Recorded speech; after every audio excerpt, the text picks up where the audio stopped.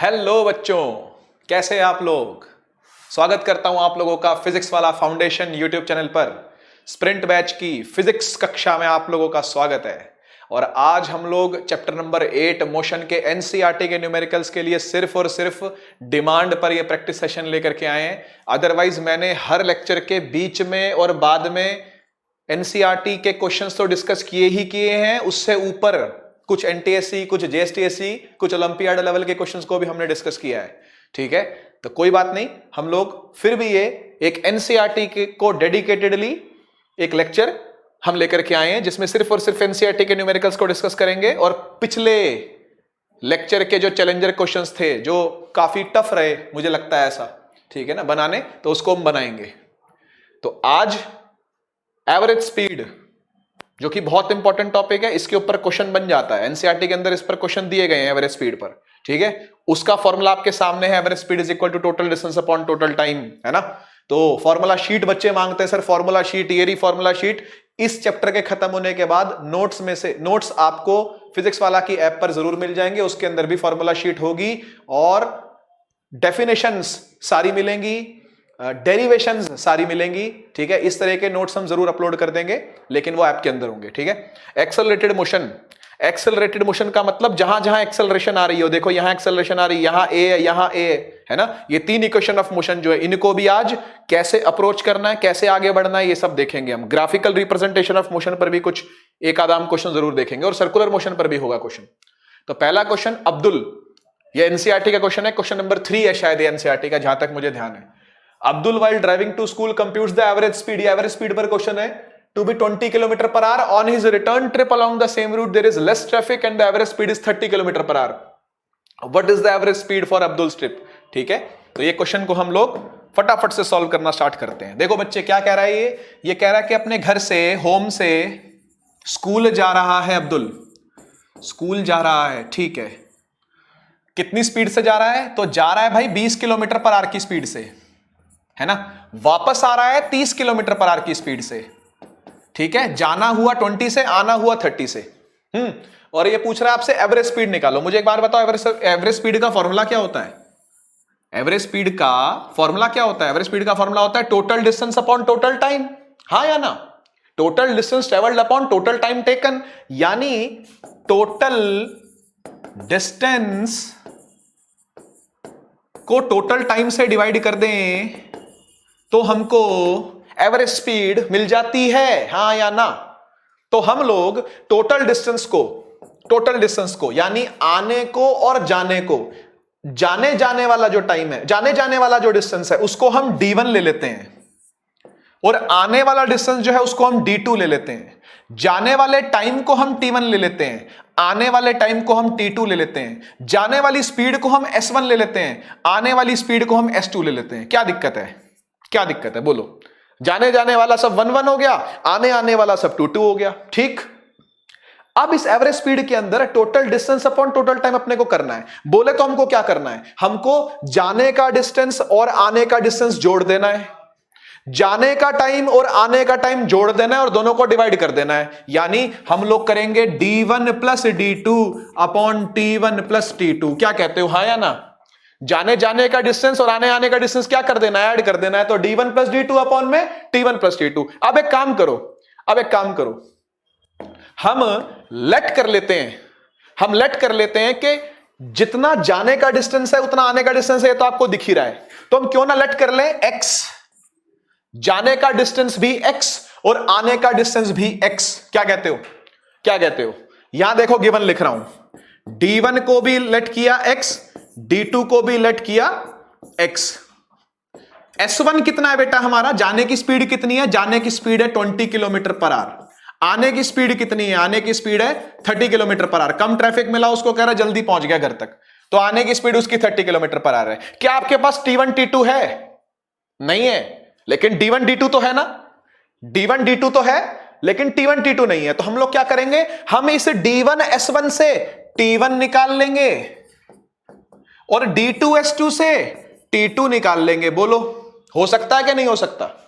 हो सकता है ना। Speed is equal to distance upon time लगाना है, time is equal to distance upon speed लगाना है। ये देखो, ये देखो, speed is equal to distance upon time, तो time is equal to distance upon speed. इसको ट्रांसपोज कर लिया, यहां वहां ले गए, क्रॉस मल्टीप्लाई कर लिया इसको, टाइम आ गया, डिस्टेंस अपॉन स्पीड। तो T1 को मैं क्या लिखूंगा? T1 को मैं लिखूंगा D1 अपॉन S1, और T2 को मैं क्या लिखूंगा? D2 upon S2। बताओ बेटा D1 कितना है? D1 है X, S1 कितना है? 20। तो तेरा टाइम 1 कितना हो गया बेटा? टाइम 1 हो गया X अपॉन 20R। बोलो हाँ या ना? ऐसे ही T2 को निकाल लो, डिस्टेंस 2 कितना है? X, स्पीड कितनी है? 30, तो X अपॉन 30R। तो आपका टाइम 1 भी आ गया, आपका टाइम 2 भी आ गया, आपका D1 भी आ गया, आपका D2 भी आ गया। चारों चीजों को उठा करके वहां रख दो, चारों चीजों को उठा करके उसको उस फॉर्मूले के अंदर रख दो, आपका आंसर आ जाएगा। देखो देखो जी, गिवन तो लिख लिया था, अब पुट करना रह गया बस। तो एवरेज स्पीड क्या होता है? D1 प्लस D2 यानी X प्लस X। चेक कर लो, चेक कर लो, D1 भी X है, D2 भी X है, तो D1 की जगह भी X लिख लिया, D2 की जगह भी X लिख लिया। टाइम 1 की जगह पर क्या लिखूंगा? X upon 20। टाइम 2 की जगह पर क्या लिखूंगा? X upon 30। लिख लो यहां पर X upon 20 plus X upon 30।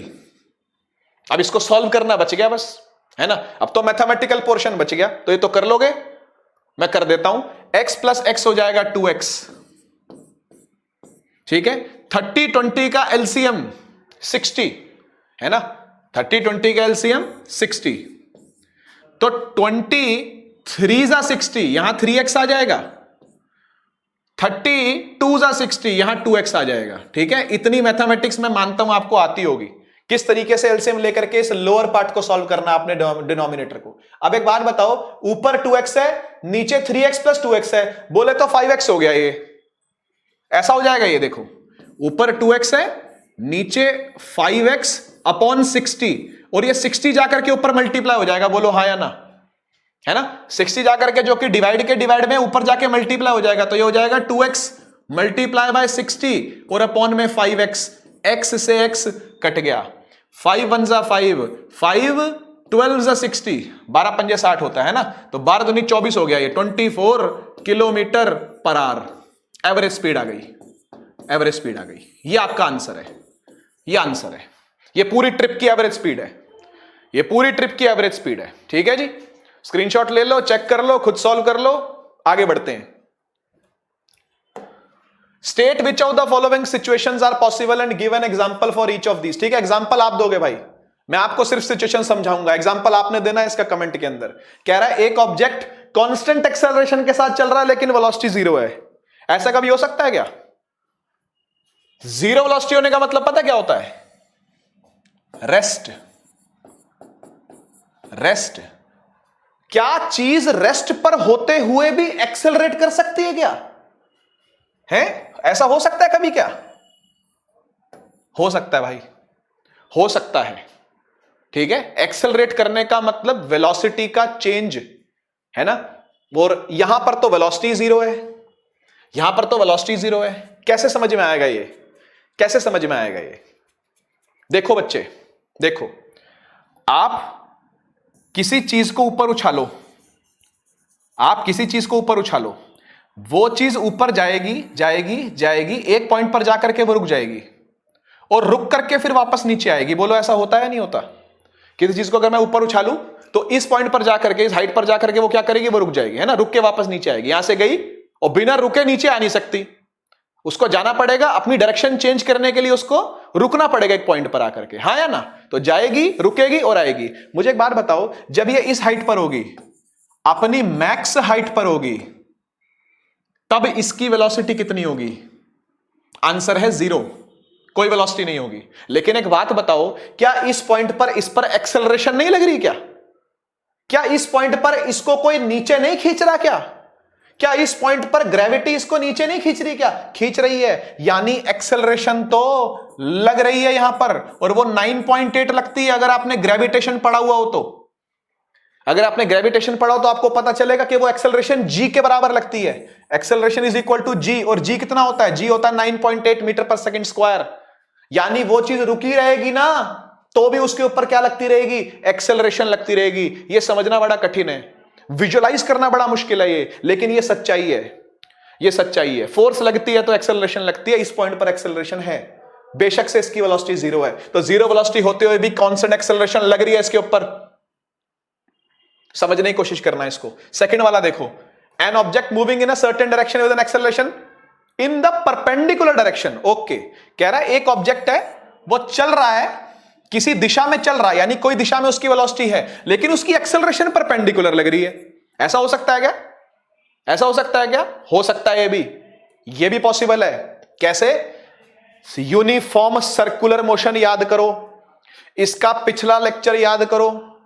5th lecture के अंदर हमने ये पढ़ा था कि कोई भी सर्कुलर ऑब्जेक्ट, कोई भी ऑब्जेक्ट जब सर्कुलर पाथ पर चलता है, कोई भी ऑब्जेक्ट जब सर्कुलर पाथ पर चलता है, सर्कुलर पाथ पर चलता है, तो उसकी दिशा होती है टेंजेंशियल, टेंजेंट की तरफ उसका फेस होता है, लेकिन उसको कोई ना कोई सेंटर की तरफ खींच रहा होता है। याद करो, कोई ना कोई उसको रेडियस की तरफ खींच रहा होता है, और इसी एक्सेलरेशन को सेंट्रीपिटल एक्सेलरेशन कहते हैं। सेंट्रीपिटल एक्सेलरेशन कहते हैं। बोलो, दोनों के बीच में 90 डिग्री एंगल है या नहीं है? यही तो कह रहा है, परपेंडिकुलर डायरेक्शन में है या नहीं है? है, हो सकता है। इलेक्ट्रॉन जब न्यूक्लियस के आसपास घूमता है, एक्सेलरेशन परपेंडिकुलर होती है। चंद्रमा धरती के आसपास घूमता है, एक्सेलरेशन परपेंडिकुलर होती है। यहां भी ऐसा ही कुछ हो रहा है, यहां भी ऐसा ही कुछ हो रहा है। जाना ये इस तरफ चाहता है, जाना फिर ये इस तरफ चाहता है, जाना इस तरफ चाहता है, जाना इस तरफ चाहता है, लेकिन हर बार एक्सेलरेशन अंदर अंदर सेंटर की तरफ 90 डिग्री 90 डिग्री 90 डिग्री 90 डिग्री पर एक्सेलरेशन लगती है। कुछ समझ में आया क्या? है ना? ये है सिस्टम। ठीक है, तो हो सकती है, दोनों चीजें पॉसिबल हो सकती हैं। और एग्जांपल सोचना, कमेंट में लिखना। अब मोटरबोट स्टार्टिंग फ्रॉम रेस्ट, देखो कैसे सॉल्व करते हैं, देखो कैसे सॉल्व करते हैं। क्या कह रहा है ये? Starting from rest. Starting from rest का मतलब क्या है? जीरो से चलना, यानी इनिशियल वेलोसिटी का जीरो होना। हम लोग यहां पर इनिशियल वेलोसिटी यानी यू को क्या लेंगे बेटा? 0 मीटर पर सेकंड लेंगे। आगे क्या कह रहा है? कह रहा है ऑन अ लेक। ठीक है, एक लेक पर चल रही है, एक्सेलरेट कर रही है in a straight line at a constant rate of 3 metre per second square. ये क्या दिया हुआ है? ये क्या दिया हुआ है? अगर कहानियों को एक बार साइड पे भी रख दें, आप सिर्फ यूनिट को देख के बताओ ये क्या है, ये किसकी यूनिट है? ये एक्सेलरेशन की यूनिट है भाई। और फिर ये इंग्लिश में बोल भी रहा है इस बात को कि लेक पर क्या कर रही है? मोटरबोट एक्सेलरेट कर रही है एट अ कांस्टेंट रेट। वो रेट कितना है? 3 मीटर पर सेकंड स्क्वायर है, यानी 3 मीटर पर सेकंड स्क्वायर। ये एक्सेलरेशन है। और कितनी देर तक करती रही? बोल रहा है 8 सेकंड तक करती रही। 8.0 मतलब 80 हो गया ना? तो 8 सेकंड तक ये क्या करती रही? क्या करती रही? एक्सेलरेट करती रही। 8 सेकंड तक ये एक्सेलरेट करती रही। बोल रहा कितनी दूर तक पहुंच जाएगी? ये जो नाव है, ये कितनी दूर तक पहुंच जाएगी एक्सेलरेट करती करती? मतलब इधर से लेकर के इधर तक का डिस्प्लेसमेंट ही तो पूछा जा रहा है, हाँ या ना? क्या पूछा जा रहा है? क्या पूछा जा रहा है? डिस्प्लेसमेंट। आप मुझे एक बात बताओ, UATS, कोई इक्वेशन याद आ रही है इन चारों को देख करके?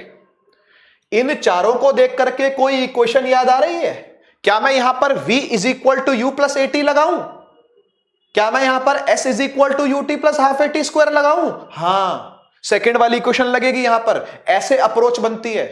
आपकी अप्रोच तब तक अच्छी नहीं होगी न्यूमेरिकल्स को करने की जब तक आप गिवन नहीं लिखते। आप जब तक गिवन नहीं लिखते, आप जब तक यह नहीं लिखते कि आपको ढूंढना क्या है। पहले गिवन लिखो, फिर ये देखो क्वेश्चन में पूछा क्या है, फिर बैठ के सोचो, बैठ के 10 सेकंड सोचो कि कौन सी क्वेश्चन लग सकती है यहां पर। UATS को मिलाकर के क्या कोई फॉर्मूला है क्या? हाँ है, हाँ है, फॉर्मूला है S is equal to UT plus half AT square. Put करो, आंसर निकालो। कुछ नहीं है, कुछ नहीं है। S is equal to U बेटा कितना है? कुछ नहीं है, 0 है। टाइम कितना है? 8 सेकंड, रख दिया, प्लस हाफ A, एक्सेलरेशन कितनी है? 3, और टाइम कितना है? 8। 8 का भी क्या करना है बेटा? स्क्वायर करना है। बहुत बढ़िया, ये तो हो गया 0, है ना? ये तो हो गया 0, प्लस हाफ 3 इंटू 8 इंटू 8, 2 से काट लो इसको 4 को, 8 चौक 32, ठीक है, 32 तिये 96, है ना, मीटर। ठीक है, 96 मीटर आंसर आ जाएगा। सबको मल्टीप्लाई कर देना आपने बस। ठीक है बच्चों, बढ़ो आगे।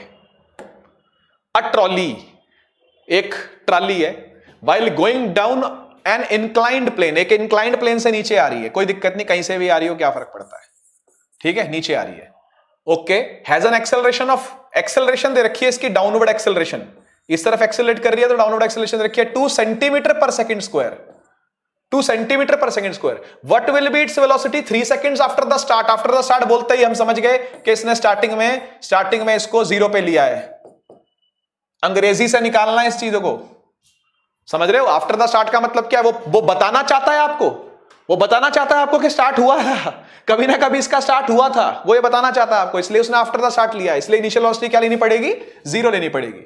इसको कितनी देर तक चलाना है, 3 सेकंड तक चलाना है, यानी टाइम कितना रखना है, 3 सेकंड रखना है। हर क्वेश्चन के अंदर डायग्राम बना लिया करो, चाहे रफ ही डायग्राम बनाओ, है ना, सुंदर डायग्राम भी बनना चाहिए, वैसे सुंदर डायग्राम बनाना आना चाहिए आपको, है ना, लेकिन एक डायग्राम से क्लियरिटी आती है, विजुअलाइजेशन बढ़ती है आपकी कि भाई क्वेश्चन के अंदर क्या चीज दी है, क्या निकालना है। इसलिए मैं बोलता हूं कि कार्टून देखने चाहिए बच्चों को, है ना, कार्टून जरूर देखने चाहिए, कार्टून देखने से मना नहीं करना चाहिए माता पिता को, है ना, दिखाना चाहिए कार्टून, है ना, उससे आपकी विजुअलाइजेशन थोड़ी और बढ़ती है। एनिमेशन देखना चाहिए, कार्टून्स देखने चाहिए, एनिमेटेड मूवीज देखनी चाहिए, साइंस फिक्शन एक हद तक देखना चाहिए, बहुत ज्यादा नहीं, है ना, दिमाग खराब होता है कई बार साइंस फिक्शन देख करके, बहुत दिमाग खराब नहीं कर लेना देख देख के, देखना है लेकिन, ठीक है, ओके। कह रहा है what will be its velocity, यानी फाइनल वेलोसिटी पूछ रहा है, बाद में कितनी हो जाएगी। मैं गिवन लिख लेता हूं, वैसे मैंने गिवन सब लिख ही लिया है, फिर भी मैं एक बार आपकी सेफ्टी और सिक्योरिटी को देखते हुए गिवन लिख लेता हूं। 2 सेंटीमीटर पर सेकंड स्क्वायर, टाइम सेकंड्स में है, आपको v फाइंड करना है ना। मुझे बताओ इन चारों को देख करके 5 सेकंड देख के बताओ मुझे कौन सी क्वेश्चन लगनी चाहिए, कौन सी क्वेश्चन लगनी चाहिए, पहली, दूसरी या तीसरी। देखो दूसरी और तीसरी में एस आता है, एस बोले तो डिस्प्लेसमेंट आता है, क्या मुझे डिस्प्लेसमेंट निकालनी है यहां पर, नहीं नहीं, पहली लगाऊंगा सुखी रहूंगा मैं, पहली क्वेश्चन लगाओगे सुखी रहोगे, पहली क्वेश्चन लगा दो जी। पहली क्वेश्चन क्या है, पहली क्वेश्चन है, नहीं ये तो नहीं है, v is equal to U plus AT, ये पहली क्वेश्चन है।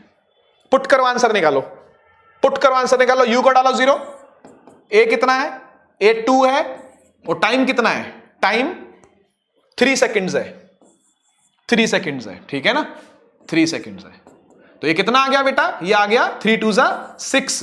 लेकिन एक बात ध्यान देना यूनिट की, यहां पर सेंटीमीटर पर सेकंड स्क्वायर है, तो तुम आंसर भी सेंटीमीटर पर सेकंड में दे दो, ये आंसर हो गया आपका, ठीक है ना।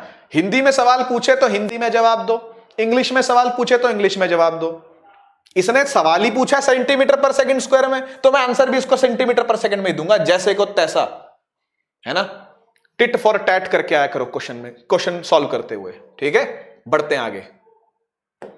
Racing car has a uniform acceleration of 4 metre per second square, ठीक है, एक्सेलरेशन बोल दी इसने, कितनी, 4 metre per second square.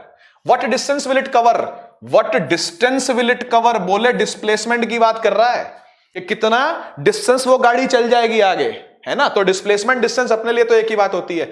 1D motion के अंदर चैप्टर नंबर 8 के अंदर डिस्टेंस और डिस्प्लेसमेंट इन क्वेश्चंस के अंदर एक ही बात होती है, क्योंकि हम लोग स्ट्रेट लाइन मोशन ही पढ़ते हैं, है ना, हम लोग स्ट्रेट लाइन मोशन ही पढ़ रहे हैं, तो स्ट्रेट लाइन चलेंगे तो डिस्टेंस भी वही है, डिस्प्लेसमेंट भी वही है। वापस ना आ रहे हो तो अलग बात है, वापस आ जाएंगे तो गड़बड़ हो जाएगी, वापस आ जाएंगे तो डिस्टेंस डिस्प्लेसमेंट एक बात नहीं होगी। लेकिन जब यहां से यहां जा रहा हूं, एक पॉइंट से दूसरे पॉइंट जा रहा हूं, डिस्टेंस भी वही है, डिस्प्लेसमेंट भी वही है, ठीक है। What distance will it cover in 10 seconds after the start? देखो देखो क्या पूछ रहा है, u तो 0 है, u तो 0 है, समय कितना, समय 10 सेकंड। आप खुद ही बताओ मुझे इन चारों को देख करके आपको कौन सी क्वेश्चन दिमाग में आ रही है ना। आ गई, आ गई। s is equal to ut plus half AT square, put करो आंसर निकालो। s is equal to u 0 है, टाइम कितना भी दिया हो क्या फर्क पड़ता है, प्लस हाफ a कितना है, 4 है, और टाइम अब फर्क पड़ेगा 10 सेकंड का, 10 सेकंड का भी क्या कर देना है बच्चों, स्क्वायर कर देना है। ये तो 0 हो गया, 2 से इसको काट ले, 2 पे कट जाएगा, 10 10 100, 100 2 200, 200 मीटर आंसर आ गया। तो रेसिंग कार जो है वो कितना दूर चली जाएगी बच्चों? 200 मीटर दूर चली जाएगी। ऐसे करना। क्या है? बहुत सिंपल है, बहुत सिंपल है। छठा देखो, the brake applied to a car. देखो ब्रेक लग रही है, ब्रेक लग रही है to produce an acceleration of 6 metre per second square in opposite direction. बहुत सारी बातें बोलेगा एक ही लाइन में, एक ही सांस में बहुत कुछ कह गया हमसे। ये कह रहा है एक्सेलरेशन जो लग रही है ना वो ऑपोजिट डायरेक्शन में लग रही है। माइनस का साइन लगाए बिना नहीं आना, क्योंकि हो भी रिटार्डेशन ही रही है। चेक कर लो, चेक कर लो, है ना? क्या हो रही है? रिटार्डेशन हो रही है। यानी इसको क्या लेना पड़ेगा? -6 मीटर पर सेकेंड स्क्वायर लेना पड़ेगा बच्चों, है ना? ऑपोजिट डायरेक्शन में हो रही है, ब्रेक अप्लाई हो रही है। आपको सारी बात समझ में आ ही रही है कि ये ब्रेक अप्लाई हो रही है, यानी गाड़ी तो जा रही होगी आगे, लेकिन कोई उसको पीछे खींच रहा होगा। कौन पीछे खींच रहा है? ब्रेक्स। ब्रेक्स लगी, फ्रिक्शन पैदा हुई, वो फ्रिक्शन उसको पीछे खींच रही है गाड़ी को। तो पीछे खींचने का मतलब नेगेटिव डायरेक्शन में फोर्स लगना, और नेगेटिव डायरेक्शन में फोर्स लगेगी तो एक्सेलरेशन भी नेगेटिव डायरेक्शन में लगेगी। ये बात कर रहा हूं मैं यहां पर। इसलिए एक्सेलरेशन यहां पर क्या ली गई है? नेगेटिव ली गई है, क्योंकि डायरेक्शन अपोजिट है। नेगेटिव साइन का मतलब अपोजिट डायरेक्शन होता है। नेगेटिव डायरेक्शन का मतलब, नेगेटिव साइन का मतलब अपोजिट डायरेक्शन होता है, या डायरेक्शन अपोजिट है। If the car takes 2 seconds to stop, stop कर दी, स्टॉप कर दी। देखो एक छोटा सा शब्द लिखा हुआ है स्टॉप, और इस स्टॉप का मतलब पता है क्या है? स्टॉप का मतलब है कि V0 लेना है आपको बेटा। ये की पॉइंट्स हैं, समझ गए ना? ये चाबियां हैं छोटी छोटी, ये छोटी छोटी चाबियों से आपको ताले खोलने हैं। वैसे जैसे स्टॉप लिखा हुआ है ना, तो इसका मतलब यही है कि भाई गाड़ी आगे जाके क्या हो जानी है? रुक जानी है। कितने टाइम में रुक जानी है? 2 सेकंड में रुक जानी है। 2 सेकंड लगने हैं और ये गाड़ी रुक जाएगी, ठीक है? After the application of brakes. Calculate the distance it travels during this time. पूछ रहा है भाई कितना डिस्टेंस ये चल लेगी, कितना डिस्टेंस ये चल लेगी। ओके, क्या करूं, क्या करूं? इन चारों को मिला के तो कोई एक इक्वेशन भी नहीं बनती, है ना? इन चारों को मिला के तो कोई एक सिंगल इक्वेशन भी नहीं बनती। SVAT कोई इक्वेशन ही नहीं बनती। क्या करूं, क्या करूं? यू निकाले बिना काम नहीं होगा मेरा, यू निकाले बिना मेरा काम नहीं बनेगा। यू तो मुझे निकालना ही पड़ेगा। तो एक बात बताओ, यू निकालने के लिए पहले क्या करूं? यू निकालने के लिए क्या करूं? यू निकालने के लिए मैं इन तीनों की सहायता लूंगा, इन तीनों की हेल्प लूंगा, और मैं लगाऊंगा पहली इक्वेशन। कौन सी? V = U + AT। ये पहली इक्वेशन लगाऊंगा। From first equation V = U + AT। V को रखूंगा 0, U मुझे नहीं पता, मुझे चाहिए ये U + A कितना है बेटा? -6 है, ये -6 है। टाइम कितना है? टाइम तो 2 है जी, टाइम तो 2 है जी। ये हो जाएगा U - 12 = 0। चेक कर लो, 6 × 12 और माइनस प्लस माइनस हो जाएगा। ये -12 चल के यहां आ जाएगा, तो U हो जाएगा +12। मेरा U निकल के आ गया। अब मैं आधा खुश हूं। आधी खुशी और जो बच गई वो मुझे S निकाल के मिल जाएगी। कैसे मिलेगी?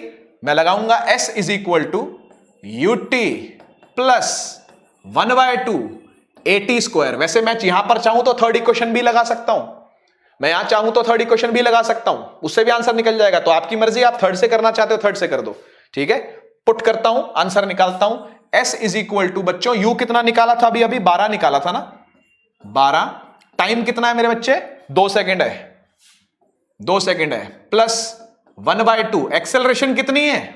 अरे बताओ, -6, और टाइम कितना है भाई? 2 का स्क्वायर है, 2 का स्क्वायर है। तो ये हो गया 12 दूनी 24 होगी, 2 से 1 तो कट गया, 1 बच गया, तो -12, 6 × 2 = 12, है ना? तो 24 में से 12 गया, 12 आंसर आया, 12 मीटर, खत्म।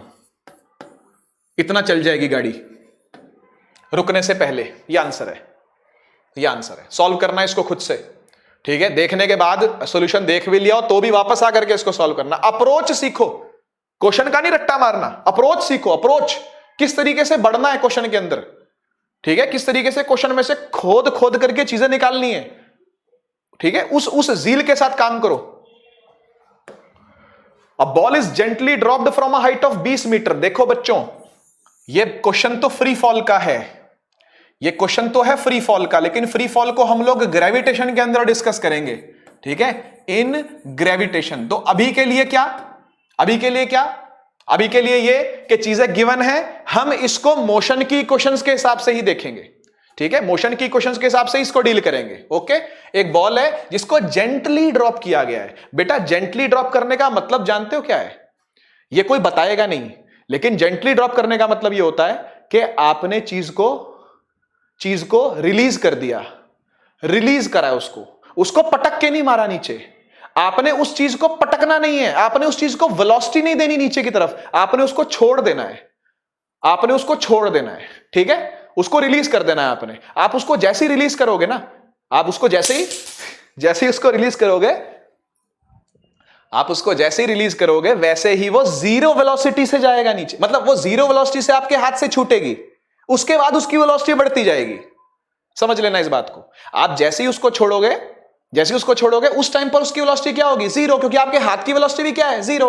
आपकी उंगलियों की कोई वेलोसिटी है क्या? नहीं है। और मैं ऐसे छोड़ दूं इसको नीचे तो ये जीरो से स्टार्ट करेगा गिरना, जीरो से स्टार्ट करेगा, फिर इसकी स्पीड बढ़ती जाएगी। ऐसे होता है, ठीक है। तो इसलिए जब भी चीज को हम लोग ड्रॉप करते हैं, क्या करते हैं? ड्रॉप करते हैं। जेंटली ड्रॉप साफ साफ लिखा हुआ है, ठीक है। तो आपने u को लेना है 0 मीटर पर सेकेंड, ये गिवन का पहला पार्ट है, ठीक है, ये गिवन ढूंढने की पहली जगह है। हाइट कितनी है? 20 मीटर हाइट है, मतलब ये बॉल कितना चल के आएगी?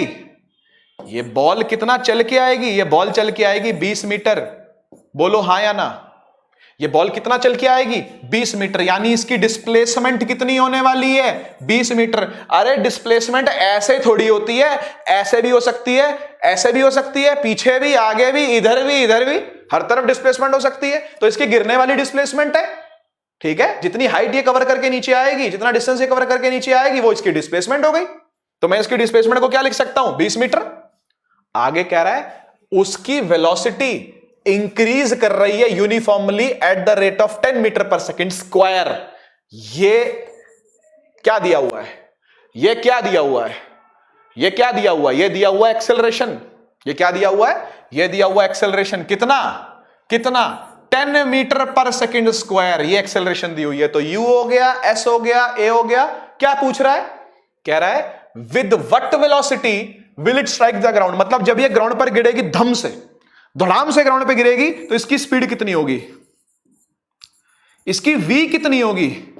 इसका फाइनल वेलोसिटी कितनी होगी?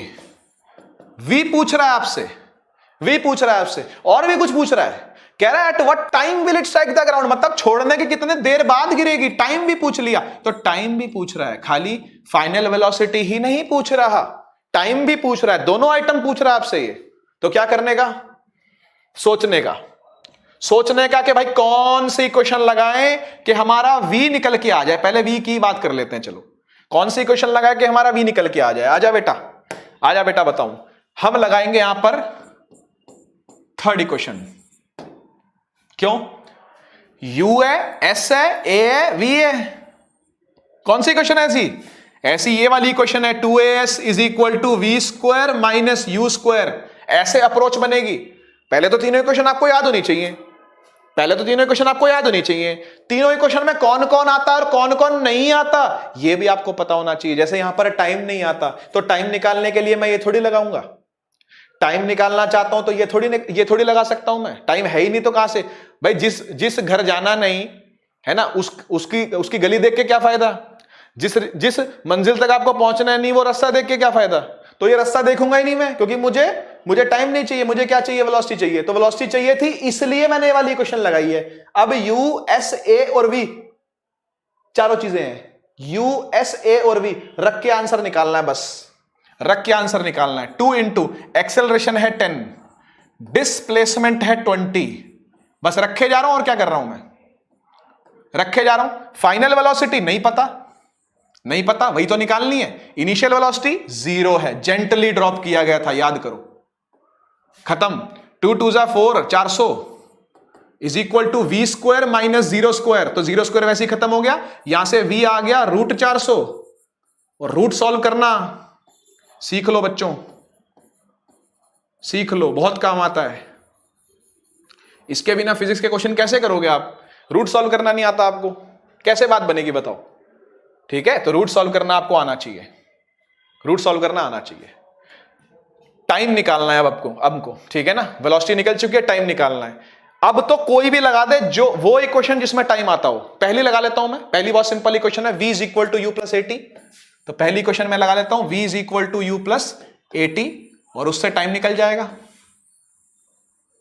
v कितना है, अभी अभी निकाला 20, u कितना है, जेंटली ड्रॉप किया था 0, एक्सेलरेशन कितनी है भाई 10 है, 10 है, और टाइम कितना है t है, टाइम कितना है t है। तो 10t इज इक्वल टू 20, 0 से 0 कट गया, टाइम आ गया 2 सेकंड। 2 सेकंड के अंदर अंदर बॉल नीचे गिर जाएगी, 2 सेकंड के अंदर अंदर बॉल नीचे गिर जाएगी, ये आंसर है। ऐसे काम करना है आपने। हाँ जी, एक और फ्री फॉल का क्वेश्चन है। फ्री फॉल का मतलब नीचे गिरना ही नहीं होता, फ्री फॉल का मतलब यह भी होता है, ऊपर उछालना भी फ्री फॉल है, ऊपर उछालना भी फ्री फॉल है और छोड़ना भी फ्री फॉल है। क्योंकि जब हम ग्रेविटी के हवाले किसी चीज को कर देते हैं कि भाई जाप तू ग्रेविटी के हवाले है, ठीक है ना, जाप तू ग्रेविटी के हवाले है, तो भाई वो फिर फ्री फॉल है, फिर वो फ्री फॉल है। चाहे ऊपर फेंक दिया जाए, ठीक है, या चाहे नीचे छोड़ दिया जाए। तो अब हम यहां पर क्या कर रहे हैं, स्टोन को ऊपर फेंक रहे हैं। स्टोन इज, पत्थर ऊपर नहीं फेंकना, अच्छी बात नहीं होती पत्थर ऊपर फेंकना, ठीक है, सर पे लगेगा। तो स्टोन को ऊपर फेंक रहे हैं, यहां पर करने दो भाई, with a velocity of 5 metre per second, ठीक है। तो मोशन नीचे से स्टार्ट हो रहा है, इस बार मोशन ग्राउंड लेवल से स्टार्ट होकर के हवा में जा रहा है, इधर जा रहा है, यानी ये वाली वेलोसिटी इनिशियल है, ये वाली वेलोसिटी इनिशियल है, क्योंकि मोशन इधर से स्टार्ट हुआ। इस बार जिधर से मोशन स्टार्ट होता है वही इनिशियल होती है, यानी u 5 मीटर पर सेकंड है। आगे क्या कह रहा है, कह रहा है if the acceleration of the stone during its motion is 10 metre per second square in the downward direction. मतलब मामला जा रहा है ऊपर, लेकिन एक्सेलरेशन लग रही है नीचे, इसलिए एक्सेलरेशन को नेगेटिव में ले लो। डाउनवर्ड डायरेक्शन जानबूझ के यहां पर कह रहा है। बाकी ये चीजें मैं आपको ज्यादा क्लियर करूंगा ग्रेविटेशन चैप्टर के अंदर, कि यहां पर क्यों नेगेटिव लिया गया, क्यों पॉजिटिव लिया गया, करेंगे बात इस बारे में जब हम कार्टेशियन सिस्टम पढ़ेंगे तो, ठीक है। कार्टेशियन साइन कन्वेंशन लेंगे तब आपको अच्छे समझ में आएगा। लेकिन अभी के लिए आप ये समझ लो कि मामला सारा ऊपर बढ़ रहा है ना। वेलोसिटी किस तरफ दी गई है, ऊपर की तरफ, मोशन ऊपर की तरफ, लेकिन एक्सेलरेशन नीचे लग रही है। अरे ग्रेविटी कहां लगेगी, नीचे ही तो लगेगी, नेगेटिव में ली गई है, ठीक है। और वो इसको अपोज भी कर रही है, इसके मोशन को अपोज कर रही है, ऐसा समझ सकते हैं, इसलिए एक्सेलरेशन नेगेटिव ली गई है। What will be the height attend by the stone, कह रहे हैं कितनी हाइट, कितनी मैक्सिमम हाइट वो अटेन कर लेगी और कितना टाइम लगेगा उसको वहां से वहां तक पहुंचने में। यानी आपको एक तो ये हाइट निकालनी है जी, एक तो ये हाइट निकालनी है, और दूसरा टाइम बताना है कि भाई कितने टाइम में ये ऊपर पहुंच जाएगी। बहुत सिंपल क्वेश्चन है यार, बहुत सिंपल क्वेश्चन है। क्या क्या करना है, क्या क्या करना है, एक तो आपको डिस्प्लेसमेंट निकालनी है, हां या ना। क्या निकालनी है बच्चों, डिस्प्लेसमेंट निकालनी है। लेकिन एक बात बताओ, इसकी मैक्सिमम हाइट कब मिलेगी, इसकी मैक्सिमम हाइट तब मिलेगी जब यह ऊपर जाकर के रुक चुका होगा, है ना। एक पॉइंट पर जाकर के जब यह क्या हो चुका होगा, 0 हो चुका होगा। यानी यहां पर हिडन v भी दिया हुआ है 0 मीटर पर सेकेंड, उसके बिना मैक्सिमम हाइट अटेन नहीं हो सकती। सोचो v ही 0 नहीं हुआ, फाइनल वेलोसिटी 0 नहीं है, तो और ऊपर निकल जाएगी, फिर तो और कहीं हाइट मिलेगी, फिर और ऊपर निकल गई। अरे कहीं तो रोकेगा, कहीं तो v को 0 मानना पड़ेगा बेटा, कहीं तो v को 0 मानना पड़ेगा, तभी ना हाइट मिलेगी, तभी तो ये मैक्सिमम हाइट ऑब्टेन होगी। इसीलिए एक तो डिस्प्लेसमेंट पूछ रहा है और एक टाइम पूछ रहा है, ये 2 आइटम पूछ रहा है आपसे ये, ठीक है। आप ही बताइए, आप ही बताओ अब कि इस 4 को मिला करके कौन सी इक्वेशन बन जाती है मेरी, बड़ी सुंदर सी इक्वेशन बनती है। कौन सी, 2as is equal to V square minus U square. Put करो, आंसर निकालो, खत्म। 2 इंटू ए कितना है बच्चों, -10, s नहीं पता, छोड़ दिया। v कितना है, 0 का स्क्वायर, u कितना है, नीचे से जिसे फेंका था 5 से फेंका था, 5 का स्क्वायर, ये हो गया 0 माइनस 5 5 25, 2 -10 हो जाएगा -20s, यहां से s निकल के आ गया -25 अपॉन में -20, माइनस से माइनस कट गया, 5 5 25, 5 4 20, ये 1.25 आ गया, ये 1.25 मीटर आ गया, ठीक है भाई। ये आंसर हो गया आपका, 5/4 करोगे आप 1.25 आंसर आएगा, ठीक है ना। ये आपका मैक्सिमम हाइट निकल के आ गई, दिस इज मैक्सिमम हाइट, ठीक है, ये है मैक्सिमम हाइट। Maximum height. अब टाइम भी निकाल लेते हैं। अब टाइम निकालने के लिए क्या कीजिएगा जी, टाइम निकाल लेते हैं। ये देखो टाइम भी निकल जाएगा यहां से। ये t है और ये UAV है। इन सबको लेकर के भी एक इक्वेशन मुझे आती है, कौन सी, v is equal to U plus A T. V कितना, ऊपर जाके गाड़ी रुक गई थी, पत्थर रुक गया था। u है 5, a माइनस का 10 टाइम t नहीं पता तो t को t लिख दिया हमने, ठीक है। यहां से 5 आ गया, यहां से माइनस 10t आ गया, यहां से 0 आ गया। अब ये माइनस 10t उठ करके यहां जाएगा, हो जाएगा positive 10t is equal to 5, और यहां से t निकल के आ जाएगा 5 डिवाइड बाय 10, जो कि कट करके आएगा 1/2, जो कि डेसिमल में 0.5 सेकेंड लिखोगे तो बहुत सुंदर लगेगा। स्कूल वाली मैडम गुस्सा नहीं होगी। डिस्प्लेसमेंट भी आ गई, टाइम भी आ गया, समझ गए ना। आधे सेकंड में बॉल ऊपर पहुंच जाएगी। देख रहे हो। What is the nature of distance time graph, ये ग्राफिकल क्वेश्चंस आ गए भैयों। What is the nature of distance time graphs for uniform and non uniform motion of an object. भाई आप जानते हो इस बात को। ए पार्ट को मैं यहां सॉल्व कर देता हूं, ये यूनिफॉर्म और ये नॉन यूनिफॉर्म। तो भाई स्ट्रेट लाइन ग्राफ होता है यूनिफॉर्म का, ये इसका नेचर हो गया, ये इसका नेचर हो गया। कैसा ग्राफ होता है, स्ट्रेट लाइन, डिस्प्लेसमेंट टाइम, और इसका टेढ़ा मेढ़ा curved graph, non uniform motion का ग्राफ का नेचर कैसा होगा, ठीक है, कर्व्ड होगा, नॉट स्ट्रेट लाइन। क्या लिखूं, कर्व्ड लिख देते हैं, कर्व्ड ग्राफ होगा, है ना, कर्व्ड होगा। चलो ए पार्ट हो गया, बी पार्ट पे चलते हैं।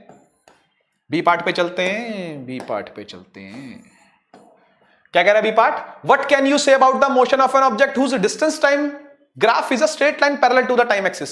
ओके, क्या बोल रहा है, कह रहा है ये डिस्टेंस है, ये टाइम है, लेकिन पता नहीं कैसा मोशन हो रहा था।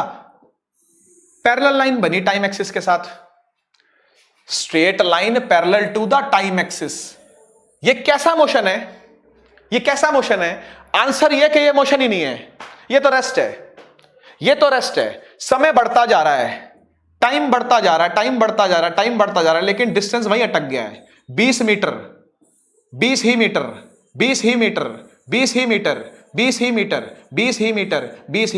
रेस्ट है बच्चों। ये तो रेस्ट है, ये तो मोशन ही नहीं है ना। बी का आंसर है कि भाई ये तो मजाक हो गया है, मेरी कोई फीलिंग्स नहीं है। What can you say about the motion of an object if its speed time graph is straight line parallel to the okay। इस बार कह रहा है स्पीड टाइम ग्राफ है। इस बार देखते हैं हमारी फीलिंग्स की कोई कदर करता है कि नहीं करता। ये कह रहा है फिर से पैरेलल कर दिया और स्पीड टाइम है ये डिस्प्लेसमेंट नहीं है, ये डिस्प्लेसमेंट नहीं है, समझ गए। ये स्पीड है, स्पीड। रुक जा, मीटर पर सेकंड लिखने दे भाई, कंफ्यूज हो जाएगा तू भी और मैं भी। स्पीड टाइम ग्राफ है और speed time graph parallel to time axis है, ठीक है। आप ही बताओ, समय तो बढ़े जाए, स्पीड उतनी ही अटकी हुई है, इसका मतलब मोशन तो हो रहा है ना, हर सेकंड, 1 सेकंड पर भी 30 की स्पीड, 2 सेकंड पर भी 30 की स्पीड, 3 सेकंड पर भी 30 की स्पीड, मतलब स्पीड तो अटकी हुई है। कांस्टेंट स्पीड से पापा स्कूटर चलाए जा रहे हैं, वही हो रहा है। ये पापा स्कूटर चला रहे हैं 30 की स्पीड से, समझ गए ना भाई, पापा स्कूटर। ओके, तो ये पापा स्कूटर वाला क्वेश्चन है। Straight line parallel to time axis, यानी what can you say about the motion of an object if its speed time graph is a straight line parallel to time. इसका answer है uniform motion हो रहा है भाई, पापा करते हैं यूनिफॉर्म मोशन,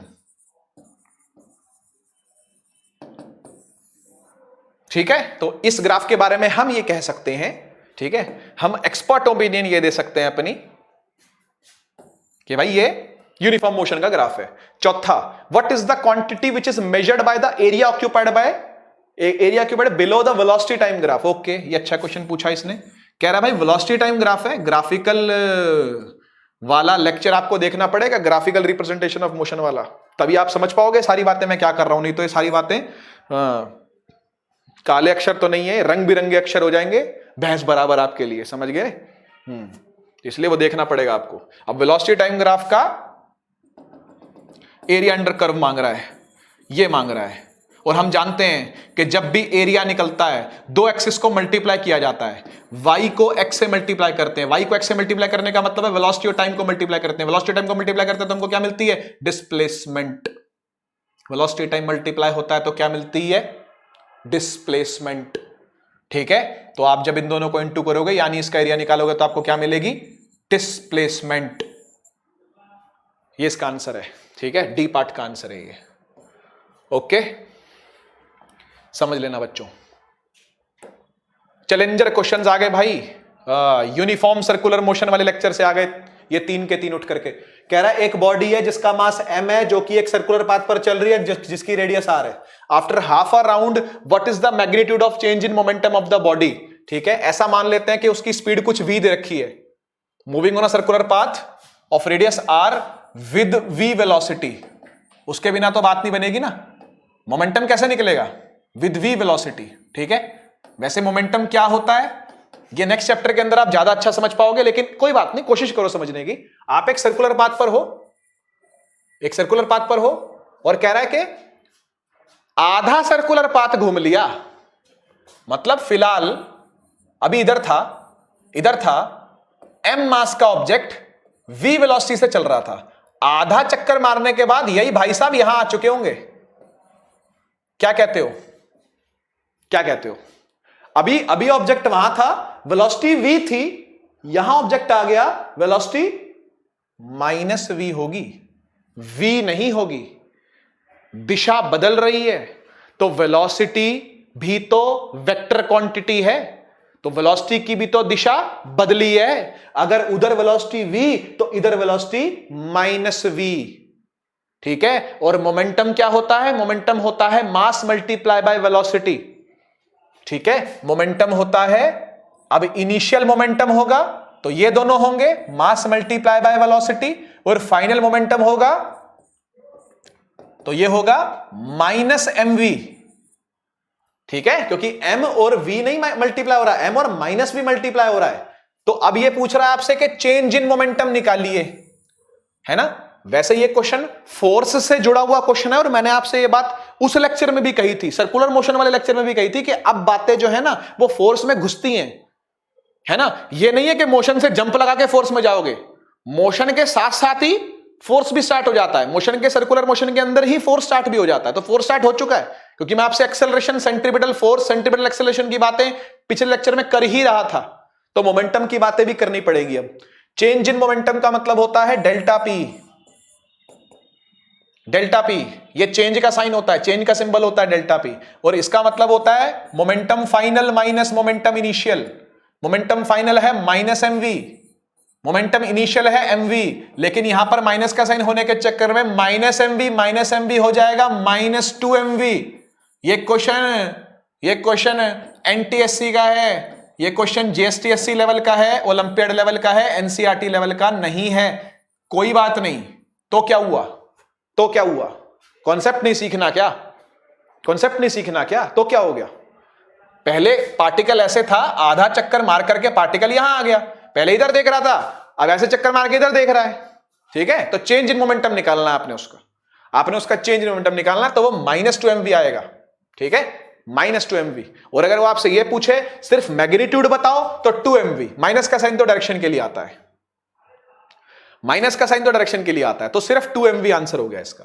नेक्स्ट पे चलते हैं। A particle is moving in circular path of radius 35 metre, then its displacement distance covered in metre after completing half revolution. बहुत सिंपल है, कह रहा है कि सर्कुलर पाथ की ऐसी की तैसी 35 मीटर रेडियस है इसकी, और पार्टिकल ऐसे चला, डिस्टेंस बताओ, डिस्प्लेसमेंट बताओ। अरे डिस्प्लेसमेंट तो ये इनिशियल पॉइंट और ये फाइनल पॉइंट, डिस्प्लेसमेंट कितनी हो गई? 35 और 35 कितना हो गया? 70 नहीं हो गया क्या? अरे यही तो होगी डिस्प्लेसमेंट, है ना। इनिशियल से फाइनल की सीधी लाइन, इनिशियल से फाइनल के लिए सीधी रेखा खींच दो, 35 35 70 आ गया, तो 70 डिस्प्लेसमेंट डिस्टेंस ना, पहले डिस्प्लेसमेंट पूछिए ना, आंसर ये होना चाहिए ठीक है, बाकी करके देख लेते हैं हम लोग। 110 आंसर आता है नहीं आता, आ जाएगा वैसे। रेडियस 35 मीटर है ना। अच्छा मुझे बताओ, सेमी सर्कल कवर कर रहा है क्या पूरा सर्कल? सेमी सर्कल के कंप्लीट सर्कल? आंसर है सेमी सर्कल। सेमी सर्कल है तो यार सरकमफेरेंस कितनी होगी, माने डिस्टेंस कितना ट्रेवल करेगा? डिस्टेंस ट्रेवल करेगा पाई आर, ना कि 2 पाई आर। कितना करेगा? पाई आर। तो डिस्टेंस निकल रहा है ये तो डिस्प्लेसमेंट निकली, ये तो डिस्प्लेसमेंट निकली, अब डिस्टेंस निकल रहा है। डिस्टेंस निकल रहा है कैसे? पाई आर। 22/7 इंटू 35, 7 5 जा 35, 5 2 जा 10, 2 जा 10, 110। सी आंसर ही है इसका, 110 मीटर। ठीक है, तो डिस्प्लेसमेंट भी आ गई, डिस्टेंस भी आ गया। थर्ड वाला करते हैं। एक प्लेयर है जी, खिलाड़ी, circular path, radius R, 40 second में कवर कर लेता है। ओके, एक सर्कुलर पाथ को जिसका रेडियस आर है को 40 सेकंड में कवर कर लेता है। At the end of 2 minutes 20 seconds the displacement will be. ऐसा एक क्वेश्चन हमने फार्मर वाले केस में भी किया था। आप एक काम करो, इसका टोटल टाइम निकालो पहले, तो हम बात ही नहीं करेंगे तब तक इससे, पहले इसका टोटल टाइम निकालो। टोटल टाइम इसका आएगा 120 सेकंड प्लस 20 सेकंड। क्या कहते हो? 120 सेकंड प्लस 20 सेकंड। अब सुनना बात को ध्यान से, 40 सेकंड में एक चक्कर पूरा, डिस्प्लेसमेंट 0। 80 सेकंड में दूसरा चक्कर पूरा, डिस्प्लेसमेंट 0, क्योंकि घूम के वहीं आ गया ना, डिस्प्लेसमेंट क्या हो गई? 0। 120 सेकंड में तीसरा चक्कर, डिस्प्लेसमेंट हो गई 0। बचा हुआ कितना टाइम है? यहां तक की तो डिस्प्लेसमेंट सारी क्या है? 0 है। बचा टाइम कितना है? 20 सेकंड। यानी ये भाई साहब, ये जो खिलाड़ी हैं, ये चल करके यहां से यहां आने वाले हैं, ये चल करके यहां से यहां आने वाले हैं। मुझे खुद ही बताओ, अगर ये सेमी सर्कल चला है, अगर ये सेमी सर्कल ही चला है तो डिस्प्लेसमेंट कितनी होगी? डिस्प्लेसमेंट होगी ये, डिस्प्लेसमेंट होगी ये, और ये कितना है? और ये कितना है? क्या पूछ रहा? डिस्प्लेसमेंट पूछ रहा ना, ये कितना है? अगर ये आर है तो ये आर है, तो दोनों मिलाकर के हो गया 2r। डी आंसर है, डी आंसर है। एनसीईआरटी का क्वेश्चन है ये।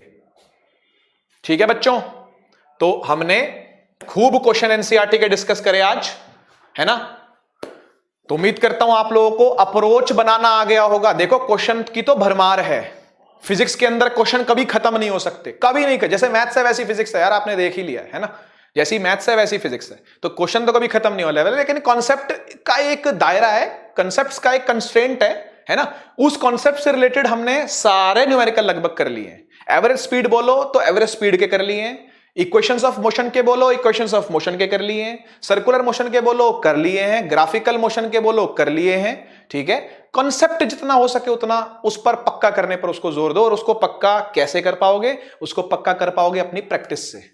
ठीक है बच्चों, तो जितना हो सके प्रैक्टिस करो। एनसीईआरटी और एनसीईआरटी की इर्द गिर्द वाली किताबों पर ही फोकस करना, ज्यादा ऊपर मत जाना। ठीक है, स्प्रिंट मारनी है, उड़ान नहीं भरनी तुमको। तुम 10th में नहीं हो, तुम 9th में हो, है ना। तुमने स्प्रिंट मारनी है, छोटी दूरी को तेज गति से ट्रेवल करना है ना।